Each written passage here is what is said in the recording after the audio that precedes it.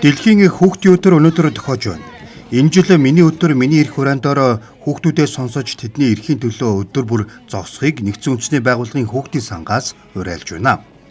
Дэлхийн улс орнууд энэ өдөр хүүхдийн дуу хоолойг сонсож тэдний оролцоог хангасан үйл ажиллагаа санал санаачлах өрнүүлдэг юм а. Нэгдсэн үндэсний байгууллагын хүүхдийн эрхийн конвенцийг 1989 оны 11-р сарын 20-нд баталсан. 2017 оноос дэлхийн хүүхдийн өдөр болгон тэмдэглэхийг нэгдсэн үндэсний байгууллагын хүүхдийн сангаас уриалж үүнд 130 гаруй орон нэгдсэн юм а. Өнгөрсөн оны байдлаар манай улсын хүү амын 1.3 сая буюу 36.3% нь 17 хүртэлх насны хүүхдүүд байна.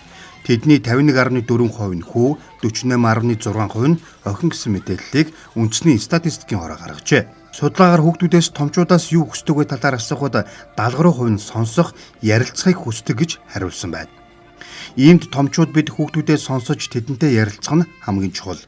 Түүнчлэн хууль тогтоох байгууллага, шүүх, хууль сахиулах болон төрийн хувийн байгууллагаас үл хамааран хүүхдтэй холбоотой бүх үйл ажиллагаанд тэднийг сонсож хүүхдийн эрх ашигыг дэд зэргээр хангах үүргээн биелүүлэхийг уриалж байна.